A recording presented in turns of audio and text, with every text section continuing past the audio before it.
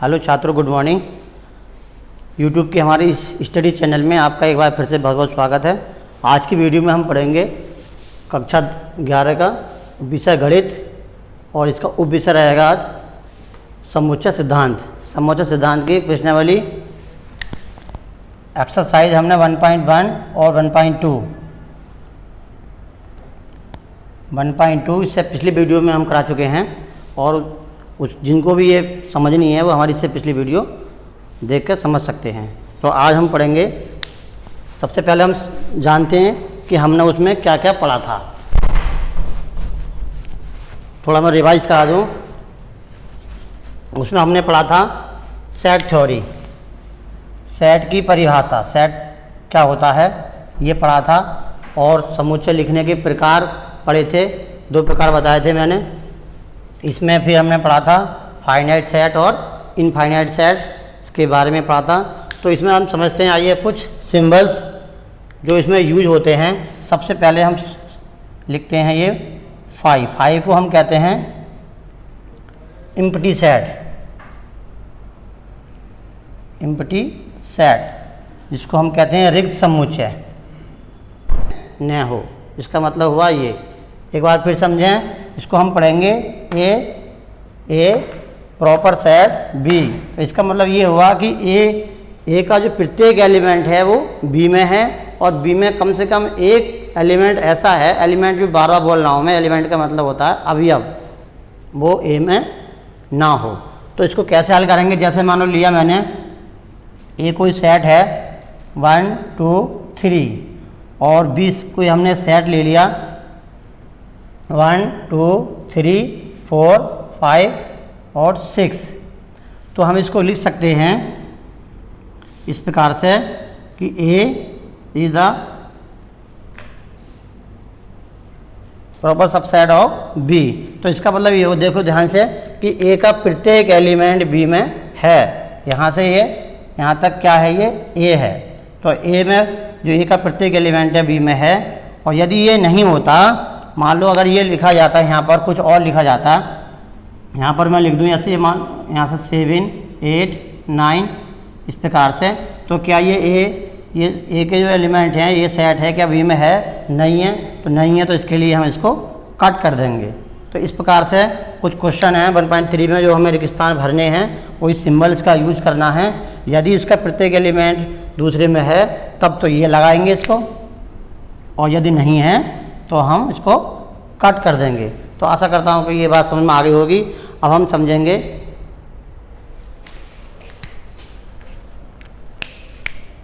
खड़ी हो, रोक दी ना। अब हम समझते हैं किसी सेट में जो नंबर ऑफ निकालने हैं, मतलब नंबर ऑफ पावर ऑफ ए, जैसे पी ए कह दिया तो पी ए ज्ञात करेंगे। तो ये कैसे करेंगे? यदि कोई सेट ले लें हम ए में ले लिया हमने 1 2 3 4, या चलो 3 तक ले लेते हैं, तो हमें निकालना है नंबर ऑफ ए। तो इसका फॉर्मूला होता है 2 की पावर n। n क्या है? n है number of element, number of element. तो कितने हैं? 1 2 3, तो 3 हैं। तो यहाँ पर लगाएंगे हम 2 की पावर n। ये सबसेट निकालने का तरीका है, कितने सबसेट बनेंगे उसके। तो नंबर ऑफ के कितने आ जाएंगे? 2 की पावर n का मतलब कितना है? 3 है। तो कितने बनेगा ये? 8। तो उसमें जो नंबर ऑफ पी आएंगे तो कितने आएंगे? 8 आएंगे। यहाँ पी ए भी लिख सकते हैं इस प्रकार से। तो इस प्रकार से हम ज्ञात करते हैं। अब हम समझेंगे इसके आगे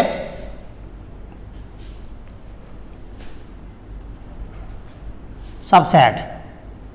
सबसेट कैसे बनाते हैं? मान लो ए की यही है, अगर यदि ए के जो एलिमेंट हैं 1 2 3 को ये सेट है 1 2 3 का, तो इसके हमें सबसेट लिखने हैं। तो किस प्रकार से लिखेंगे?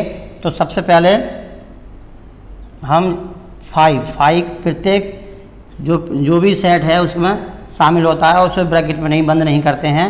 और प्रत्येक एलिमेंट को हम ब्रैकेट के अंदर, ये मझली ब्रैकेट के अंदर अलग अलग लिखते हैं। 2 फिर 3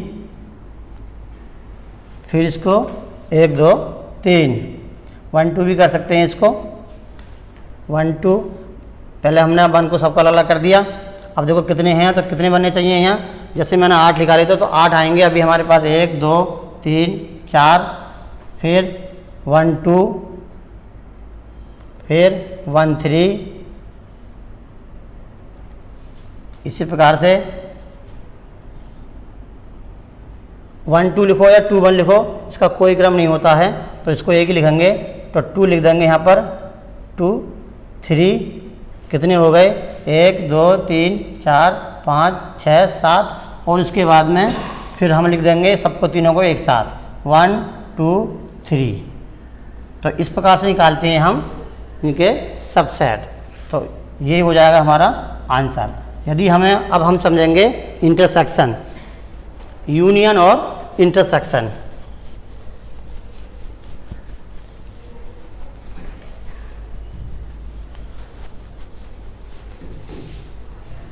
तो सबसे पहले आइए समझते हैं हम यूनियन। यूनियन का हिंदी में हम कहते हैं सम्मिलन।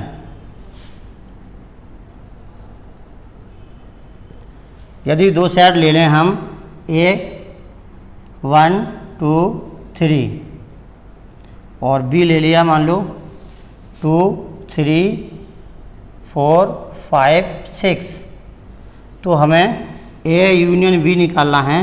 तो इस प्रकार से हम जो ए के वैल्यू है वो लगा देंगे, ए के सेट, और यूनियन बी 2 3 4 5 6। तो किस प्रकार से निकालेंगे, सम्मिलन का मतलब है एक साथ क्रम के रूप में लिख देते हैं। जैसे 1 2 3 है तो हम लिखेंगे 1 2 3, इसके बाद में ये 2 3 इसमें आ गए, इसमें भी हैं, तो इसके बाद में जो अगली संख्या वो लिखेंगे 4 5 और 6, और यही हो जाएगा हमारा इनका यूनियन। आशा करता हूँ कि समझ में आ गया होगा। अब हम समझेंगे इंटरसेक्शन। इंटरसेक्शन कैसे निकालते हैं, इंटरसेक्शन का मतलब होता है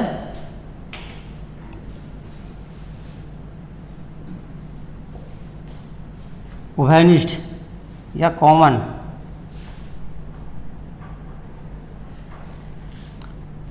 यदि इसी का निकाला जाए, ए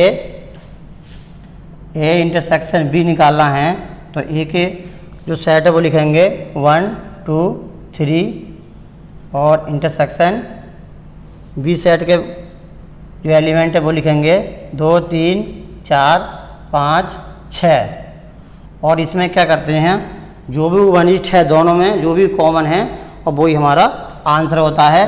तो कॉमन हमारा क्या है दोनों में, देखते हैं 2 3, एक नहीं है तो केवल 2 और 3 हैं, और यही हो जाएगा हमारा आंसर। आशा करता हूँ कि इंटरसेक्शन और यूनियन आपको समझ में आ गए होंगे। अब हम निकालेंगे ए माइनस बी। ए माइनस बी कैसे निकालते हैं, माइनस बी, इसका मतलब ये हुआ कि ए के वो मान लेने हैं जो बी में ना हो। एक बार फिर समझाएं, ये पूछा जाता है परीक्षाओं में। ए माइनस बी को हम, इसका मतलब ये होगा कि ए के जो मान हैं, ए के ऐसे मान जो बी में ना हो।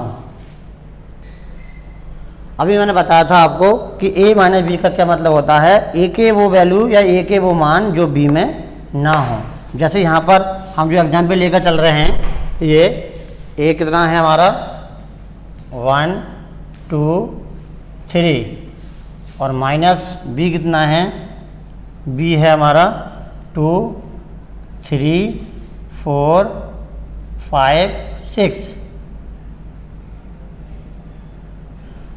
अब ए के वो मान जो बी में ना हो, तो यहाँ पर देख रहे हैं हम 2 इधर है 3 इधर है, यहाँ भी 2 इधर 3 भी, तो यहाँ पर कितना रह जाएगा शेष में, ये 1 रह जाएगा। और मानों से हमें कोई मतलब नहीं होता, नहीं लिखते हैं, बस जो भी मान हैं इसमें से घट जाएंगे, ये वाले 2 3 हट जाएंगे, तो यहाँ से एक वैल्यू आ जाएगी और यही क्या हो जाएगा हमारा आंसर हो जाएगा। तो मैंने अभी आपको बताया कि दो सेटों के बीच में यूनियन कैसे निकालते हैं, फिर मैंने अभी बताया था आपको कि इंटरसेक्शन कैसे निकालते हैं, फिर मैंने बताया आपको कि इन दोनों का डिफरेंस कैसे निकाला जाता है।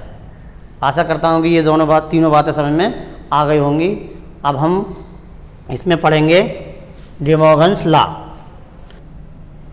तो इसमें हम सबसे पहले समझते हैं, आइए आगे, इंटरवल। इंटरवल ये बहुत इंपॉर्टेंट है। जिसे हम कहते हैं हिंदी में अंतराल। अंतराल कैसे हम यूज करते हैं, जैसे मैं लिखूं ए कोई संख्या है इस प्रकार से और बी इस प्रकार से मैंने लिखा,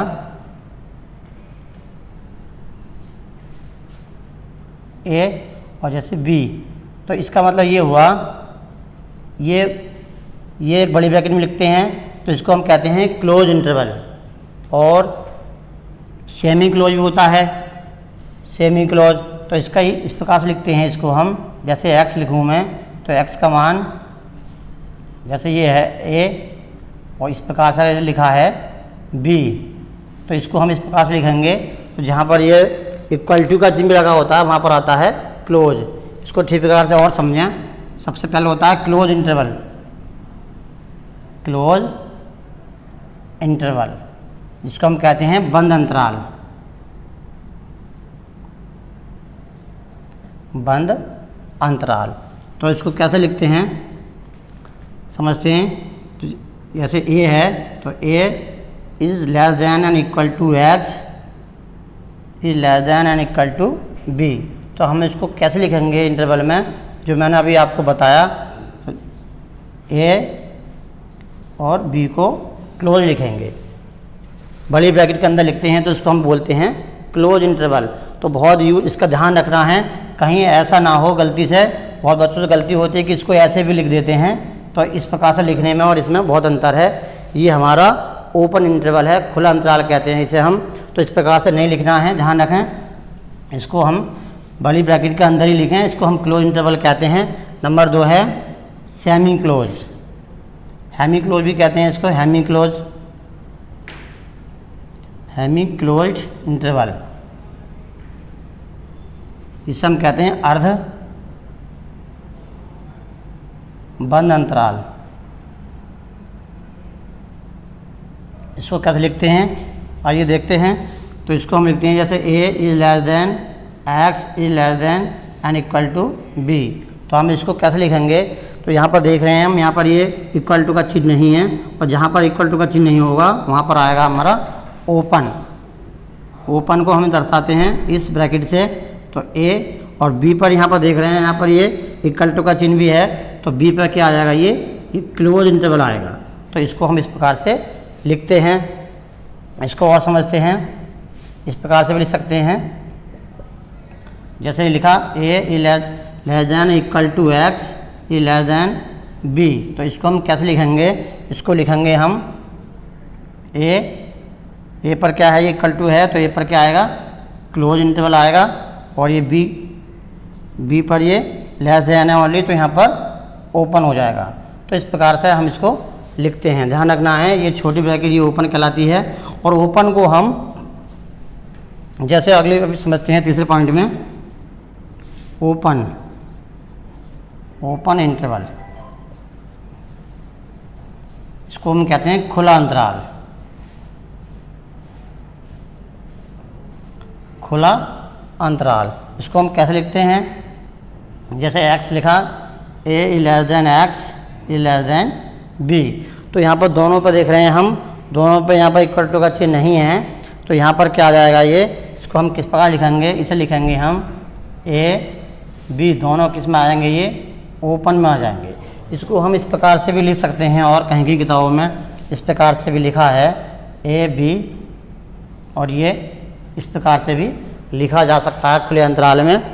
तो ये है हमारे इंटरवल, बहुत ही इम्पोर्टेंट पॉइंट है ये इंटरवल लिखने का, इसको समझें और ध्यान से, और इसको अपनी लोग कॉपी में लिख कर भी रखें। इनका यूज बहुत आगे है, का प्रयोग करेंगे, और इसके आधार पर ही हम जो अगला चैप्टर आने वाला है, इसमें इसी चैप्टर में है और फंक्शन, रिलेशन एंड फंक्शन, उसमें इसका अधिक यूज है। तो यहाँ पर ये इंटरवल लिखने का ही वो है बस। तो इसको मान लो जैसे इन्होंने लिख दिया कोई संख्या, कोई जैसे ये लिख दी इन्होंने कि इंटरवल में लिखिए, जैसे मैं क्वेश्चन बना के लिखूँ एक, तो जैसे इस प्रकार का एक क्वेश्चन है 3x और ये 4, तो उन्होंने कहा कि इसको इंटरवल में लिखिए। तो इसको कैसे लिखेंगे, तो इंटरवल में लिखने तरीके मैंने बताया था अभी, जहाँ पर ये इक्वल टू और लेस देन इक्वल टू का चिन्ह लगा होता है वहाँ पर क्या आता है, क्लोज इंटरवल आता है। तो 3 पर क्लोज आएगा, और यहाँ पर ये सिंगल है तो 4 पर क्या आएगा, ओपन आएगा। इस तरह से लिखेंगे। और यदि एक और ले लेते हैं एग्जाम्पल, यदि इस प्रकार से लिखा है 0 इज लेस देन x और लेस देन इक्वल टू 5, तो इसको किस प्रकार से लिखेंगे इंटरवल में?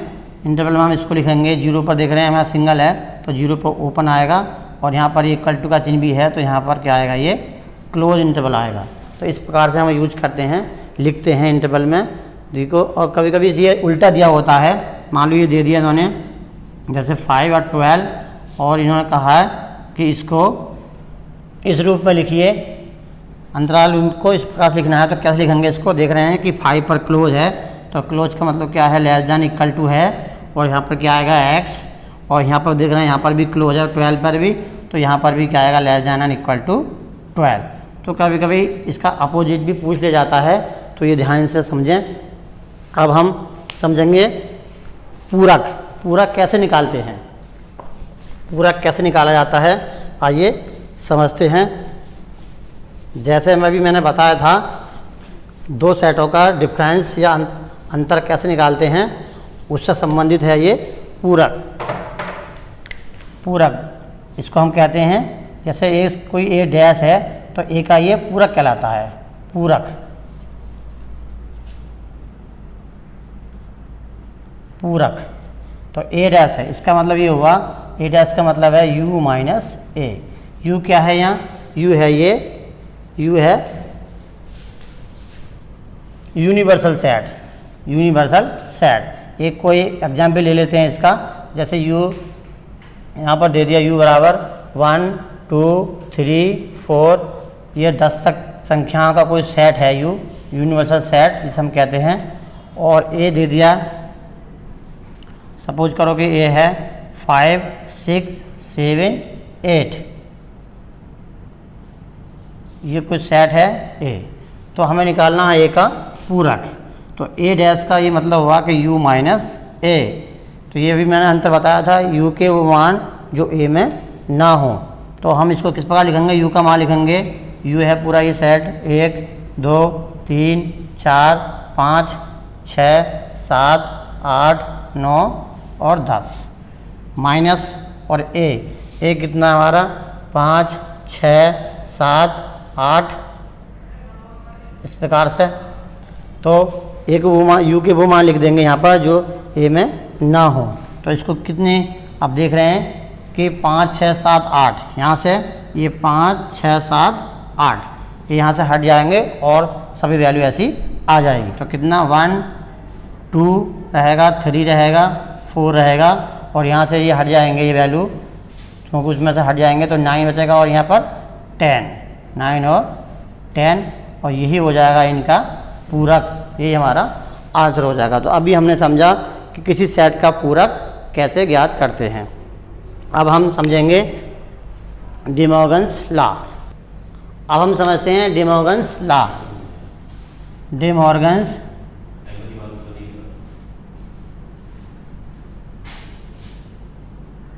डी मॉर्गन्स लॉ, ये मैंने दो तरह के बताए भी आपको। जैसे सबसे पहले मैंने बताया था ए यूनियन बी का होल डैश, तो हम करते हैं इसको कैसे, ए डैश ये अपोजिट हो जाता है उल्टा, ये यूनियन का क्या बनेगा, इंटरसेक्शन, और ये बी डैश। इसी प्रकार से यदि मैं लिखूँ ए इंटरसेक्शन बी का होल डैश, तो हम इसको क्या लिखेंगे, ए डैश, ये यूनियन बन जाएगा ए यूनियन बी डैश। तो हम इसको किसी एग्जाम्पल से सिद्ध करते हैं। आइए, जैसे मैं लिखूँ कोई, जैसे क्वेश्चन ले लेते हैं, यूनिवर्सल सेट ले लिया हमने कोई u, और u 1 2 3 4, ये 9 तक का कोई सेट ले लिया हमने यूनिवर्सल सेट। और यदि हम a बराबर ले लें 1 2 3 4, और यदि हम b बराबर कुछ सेट ले लेते हैं, मान लो 2 4 6 और 8 हमने ले लिया, इस एग्जाम्पल के माध्यम से इसको हम सिद्ध करने का प्रयास करेंगे। आइए समझते हैं। तो सबसे पहले हमें क्या चाहिए, ए यूनियन बी का whole dash. A union B का होल डैश जैसे मैंने अभी निकाला था ए डैश। ए डैश का क्या मतलब होता है, ए डैश का मतलब होता है u माइनस ए। u माइनस ए, मतलब u के वो मान, u के क्या मान हैं, ये हैं 1 से लेके 1 2 3 4 5 6 7 8 9 माइनस ए क्या है, ए हमारा आया 1 से लेके 4 तक, 1 2 3 4। अब इसमें से वैल्यू घट जाएंगी, ये तो 1 से लेके 4 तक, ये 4 तक वैल्यू हट जाएंगी और जो शेष रहेंगी वो यहाँ पर लिख देते हैं। तो क्या लिखेंगे यहाँ पर 5 6 7 8 और 9, तो ये हो जाएगा हमारा ए डैश। अब हम निकालेंगे बी डैश। बी डैश का मतलब भी वही है u minus B, u minus B. तो u के मान अभी मैं लिखे 1 2 3 4 5 6 7 8 9 माइनस बी, बी की जो सेट है वो है हमारा 2 4 6 8।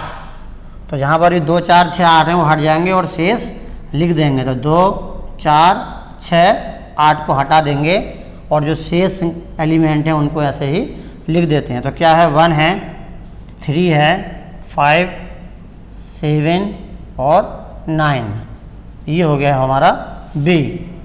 अब हमें क्या चाहिए, इस पहले इसके अनुसार तो क्या चाहिए, अब हमें ए यूनियन बी का होल डैश चाहिए, ए यूनियन बी का होल डैश। इसका भी मतलब क्या हुआ, इसका मतलब हुआ u minus A union B, u minus A union B. तो u का जो सेट है वो 1 2 इस प्रकार से 9 तक की संख्याओं का सेट है माइनस।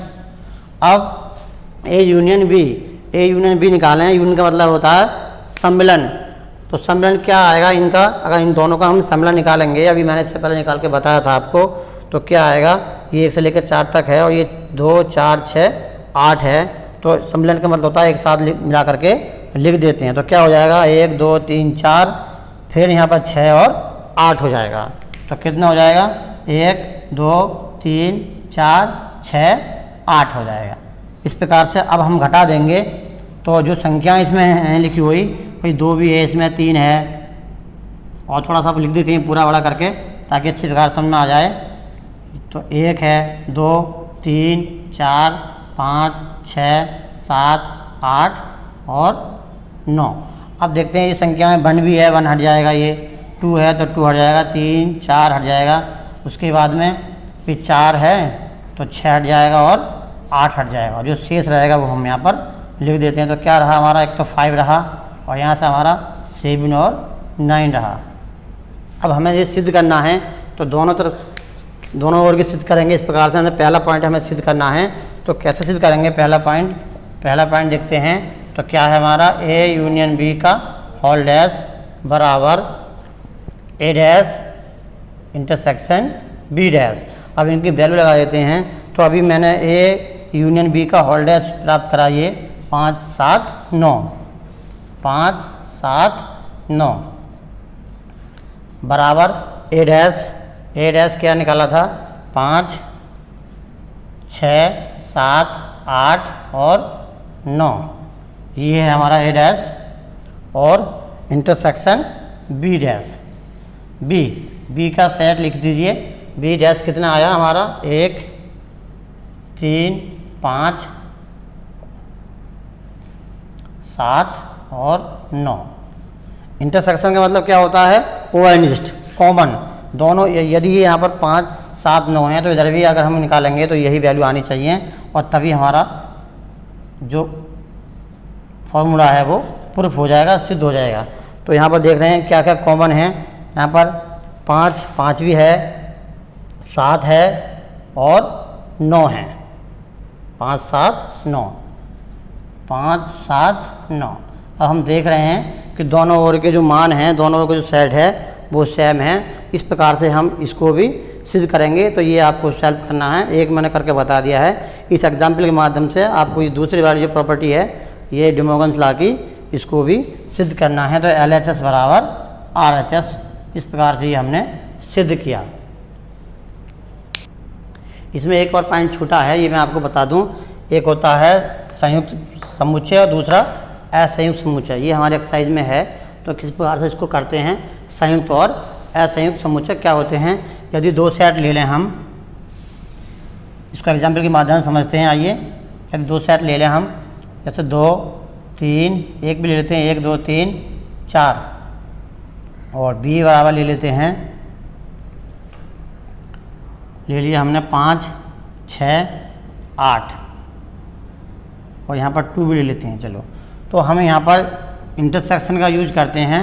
यदि a इंटरसेक्शन b, यदि a इंटरसेक्शन b यदि फाई आएगा, मतलब कुछ भी कॉमन नहीं आएगा, नल सेट आएगा, तभी क्या होगा, हमारा संयुक्त समुच्चय होगा। यदि यहाँ पर तब क्या हो जाएगा, ये यहाँ पर संयुक्त समुच्चय होगा। यदि कुछ ना कुछ एलिमेंट आएगा, यहाँ पर कोई सेट आएगा, तो वो क्या हो जाएगा, असंयुक्त हो जाएगा। जैसे मान लो यहाँ से निकालना है एग्जाम्पल के माध्यम से, a इंटरसेक्शन b निकालते हैं, तो a इंटरसेक्शन b का मान, a का मान क्या है, 1 2 3 4, और इंटरसेक्शन b क्या है, 2 5 6 8। तो इन देख रहे हैं इनमें जो घनिष्ठ मान है वो क्या है, वो 2 है मात्र। तो कितना है, 2 है, 2 एक एलिमेंट है। और यदि, तो इसका मतलब ये क्या हो गया, ये संयुक्त हो गया या असंयुक्त। हम देख रहे हैं यदि फाई आएगा, कुछ भी कॉमन ना आए, नल सेट आए, एक भी एलिमेंट ना आए, तो वहाँ पर तब वो क्या होता है, तभी वो हमारा संयुक्त समुच्चय होता है। तो ये क्या है, ये असंयुक्त समुच्चय है। यहाँ पर लिखेंगे नॉट इजिकल टू फाई, इसलिए ये क्या है, इसलिए जो सेट है वो असंयुक्त समुच्चय है, असंयुक्त,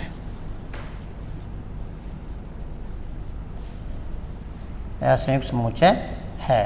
तो इस प्रकार से यदि कोई सेट और भी होता, मान लो यहाँ पर 2 ना होता, ये 2 ना होता, और तब हम इनका उभयनिष्ठ निकालते, तो a इंटरसेक्शन b निकालते हम, a इंटरसेक्शन b। हम देख रहे हैं यहाँ से हमने 2 हटा दिया है अब, तो यहाँ पर देख रहे हैं इन दोनों में कुछ भी कॉमन नहीं है। तो कुछ भी कॉमन नहीं है तो इसको हम क्या लिखेंगे, फाई लिखेंगे। नल सेट आया तब ये क्या हो जाता, हमारा संयुक्त समुच्चय हो जाता, संयुक्त समुच्चय। तो मैं आशा करता हूँ कि संयुक्त समुच्चय और असंयुक्त समुच्चय के बारे में आप समझ गए होंगे।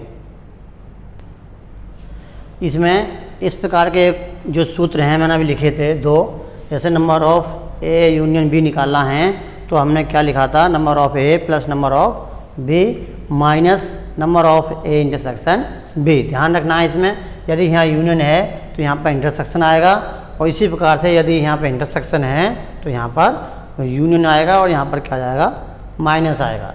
इस पर आधारित मैंने एक क्वेश्चन लिया है एग्जाम्पल रूप में, उसका एग्जाम्पल भी कह सकते हैं। तो कैसे कर, देखो एक क्वेश्चन क्या है, एक पार्टी में कुल 40 लोग हैं, जिनमें से 20 चाय पसंद करते हैं, और 15 लोग ऐसे हैं जो कॉफ़ी को पसंद करते हैं। तो कितने व्यक्ति चाय और कॉफ़ी दोनों को पसंद करते हैं? इस प्रकार का एक क्वेश्चन पूछा जाता है। तो ये कंपटीशन में भी पूछा जाता है इस प्रकार का क्वेश्चन। तो इसको कैसे हल करते हैं, तो यहाँ पर ये दिया है इन्होंने, एक पार्टी में कुल 40 लोग हैं, तो इसका मतलब हुआ ये यूनियन है। तो number of A union B कितना है, वो 40 है, और जिनमें से 20 चाय पसंद करते हैं। तो नंबर ऑफ ए, यहाँ पर चाय कॉफ़ी को हम, चाय को हम टी कह देते हैं और कॉफ़ी को सी कह देते हैं। तो नंबर ऑफ टी है इसमें कितना है, वो है हमारा 20, और नंबर ऑफ सी कितना है कॉफ़ी का, वो है हमारा 15। तो कितने लोग ऐसे हैं जो चाय और कॉफ़ी को दोनों को पसंद करते हैं? तो हमें क्या निकालना है, number of T intersection C निकालना है, ये निकालना है। तो इसका हम फॉर्मूला लगाएंगे पहला वाला, तो यहाँ पर टी और सी के रूप में लगाएंगे। तो नंबर ऑफ क्या लिखेंगे, ये निकालना है, तो दूसरा वाला लगा सकते हैं, number of T intersection C बराबर number of T plus number of C और minus number of T union C. अब कुछ नहीं करना है, सीधा इनका मान लगाना है और वही हमारा आंसर हो जाएगा। देखते ही निकालना है हमें। तो नंबर ऑफ टी कितना है हमारा, वो है हमारा 20 प्लस, और नंबर ऑफ सी कितना है हमारा, वो है हमारा 15 minus number of T into union C. यहाँ पर ये क्वेश्चन मैंने गलत लिख दिया है थोड़ा सा, यहाँ पर संख्या हम बढ़ा लेते हैं इसकी, यहाँ से 15 के स्थान पर यहाँ पर हम कर देते हैं 35 कर देते हैं 35। अब ठीक प्रकार से ये क्वेश्चन हो जाएगा। ये क्वेश्चन को और यहाँ पर सुधार लीजिएगा, मैंने यहाँ पर 15 लिख दिया धोखे से, यहाँ पर 35 लिख देते हैं। तो 35 यहाँ पर लिखेंगे हम 35 और यहाँ पर कितना आएगा, ये कितना है मान इसका, वो है हमारा 40। तो यहाँ पर हम 35 कर देते हैं, बना हुआ माइनस में हो जाएगा। तो ये कितना आएगा यहाँ पर, ये 40 है। अब कुछ नहीं करना है, 20 और 35 को जोड़ देंगे, कितना आएगा, ये हो जाएगा हमारा 5 और ये 2 और 3 मिलके ये भी 5, 55 हो गया। 55 में से ही घटाएंगे हम 40 को, तो कितना आ जाएगा, ये हो जाएगा हमारा 15। तो 15 लोग ऐसे हैं जो हमारे चार और काफ़ी दोनों को पसंद करते हैं। इस प्रकार से ये क्वेश्चन हम कर सकते हैं। इसमें इसके कई क्वेश्चन एग्जाम्पल भी हैं और एक्सरसाइज में भी हैं। जो क्वेश्चन छूटे हैं वो आपको पीडीएफ के माध्यम से मिल जाएंगे।